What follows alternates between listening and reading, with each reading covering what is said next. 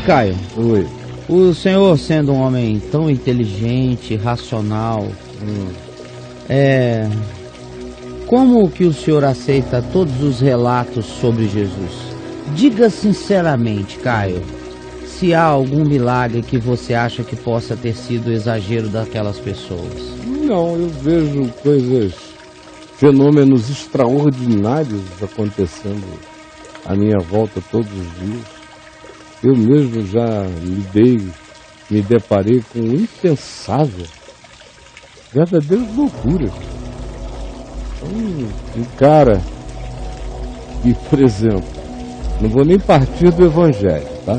Você vai falar daqui. Eu vou falar aqui do meu cotidiano. Do chãozinho aqui. Um cara que, juntamente com centenas de amigos e um professor de física, no segundo semestre de 1974, houve aquele bulício, aquela barulheira à volta, aquele movimento, aquela correria com aquela perplexidade.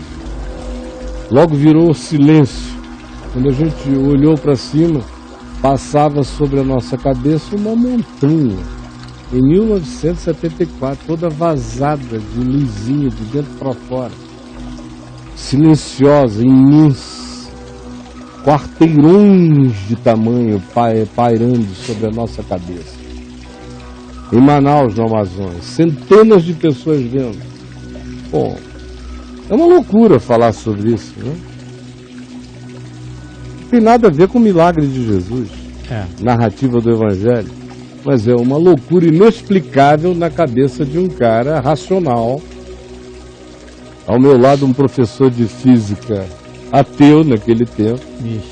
E eu perguntei a ele, como é que o senhor interpreta isso, professor Bessa? Ele disse, não há nada nesse mundo, isso não é desta ordem de coisas. Eu não estou falando dos milagres. Eu estou falando de absurdo, a gente lida com absurdo o tempo todo. O cara está vivo no universo e vem me perguntar se eu tenho problemas com os milagres de Jesus. É uma brincadeira isso, né? Porque se eu estou vivo neste universo, Sim. E se eu acompanho pelo menos as teorias físicas, astronômicas, os achados, as intuições que vão se transformando em fórmulas, em teorias, depois em experimentos, depois em comprovações. Isso é assim que a ciência trabalha. Bom, eu disse, ele tem problema com os milagres de Jesus e não tem problema com o fato de que ele está vivo no universo. É um absurdo estar vivo no universo. É um absurdo você imaginar se toda a massa universal detectável, toda ela pode ser reduzida e levada de volta a uma ervilha. Pode se adensar, tudo que a gente chama de massa no tempo-espaço pode voltar no Big Bang a ser uma coisa do tamanho da cabeça disso aqui, a massa inteira. Tudo teria vindo daquilo, só que isso aqui, para existir isso aqui, é uma loucura inconcebível. Como é que existe algo em algum lugar primal que, em explodindo, dá origem a tudo que existe, e tudo que existe fazia parte de uma síntese nessa coisa que, todavia, já existe, e existe numa complexidade de existência que não pode simplesmente ser absorvida como uma afirmação que diga era do tamanho de uma cabeça de ervilha. Não. Se era o universo inteiro que estava ali, essa cabeça de ervilha é o universo. É loucura. E como é que você assume que existe uma cabeça de ervilha por si só no universo? É loucura. Aí ele vem me perguntar se eu acho que o quê? Pegar 5 pães e 2 peixinhos e fazer virar comida para 5.000 pessoas é desproporcional perto da cabeça de ervilha. Se isso que vira não é o universo. Exagero do pessoal. Vira o universo. Aí a narrativa do Evangelho está em xeque. Porque 5 peixes viraram muitos peixes e alguns pães viraram muitos pães? Se a teoria racional astronômica aceita pela maioria reduz o universo a uma cabeça de ervilha, o que é mais chocante?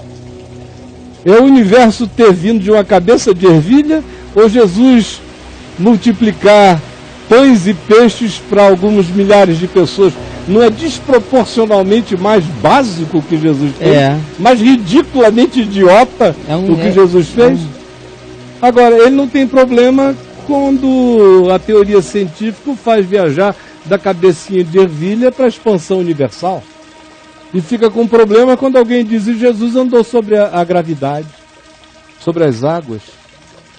É isso que eu não entendo. As pessoas vivem no absurdo de existirem. E não tem nenhum problema com isso só porque elas estão vivas. E leem um texto, uma narrativa que para mim é básica. É básica do ponto de vista até da fenomenologia quântica. Até se eu não pensasse que Deus está livre para qualquer intervenção que Ele queira no ambiente fenomenológico da sua criação, ou de trazer para dentro, ou de fomentar dentro, Ele é livre para fazer o que Ele queira, onde Ele queira. Só existe algum onde, em algum lugar, porque Ele é, porque Deus é. Então, quem quer que tenha essa convicção, não precisa nem estar pensando acerca de Deus para admitir um monte de fenomenologias do ponto de vista do milagre quântico, do fenômeno quântico. Então, para onde quer que você olhe, quanto mais a ciência evolui, até do ponto de vista da racionalidade mesmo, o Evangelho não é um problema, faz tempo. Quanto mais ciência, menos problema o Evangelho será. Quanto menos ciência na cabeça do indivíduo, mais os milagres do Evangelho parecem ser umas coisas absurdas. No fim nós vamos ver que nunca houve nenhum absurdo. Porque o absurdo é apenas uma designação minha. Quem é que vai falar de absurdo com Deus? Se Deus é o absurdo. Se eu não quiser falar em absurdo, eu não devo falar em Deus. Deus é o absurdo. Quem crê em Deus, crê no absurdo.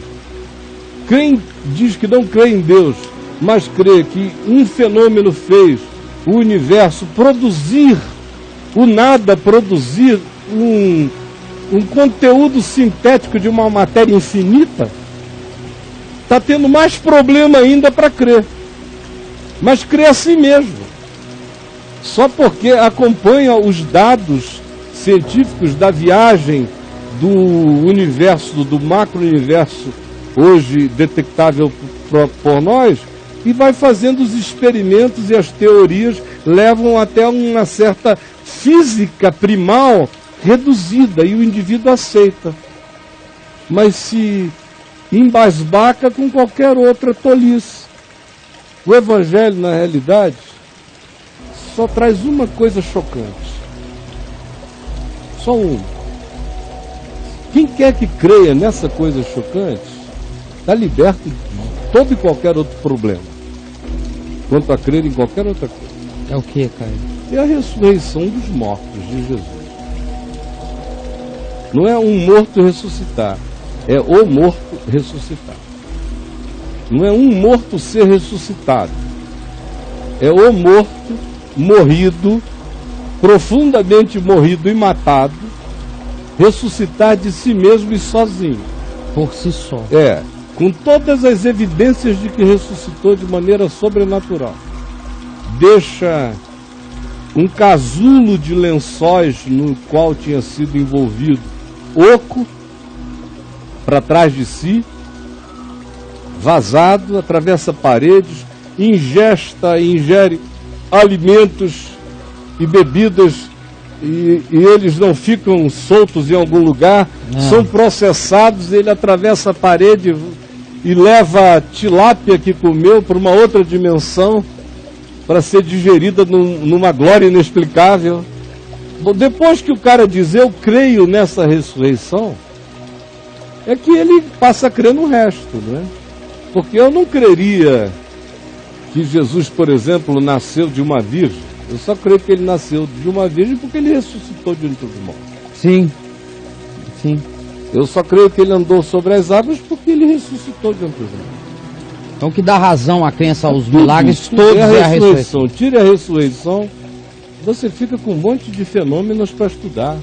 E é o que o pessoal, os judeus não creem, né? Não creem na ressurreição. Que a ressurreição é que se eles crerem, quem acabou. crê na ressurreição, para de conversa. Fecha. Se ele ressuscitou, tudo está explicado. Se ele não ressuscitou, dá um tiro na cabeça. Porque nada mais tem explicação. E se te explicarem alguma coisa, te explicarão que nada faz sentido. Será a melhor explicação que você der.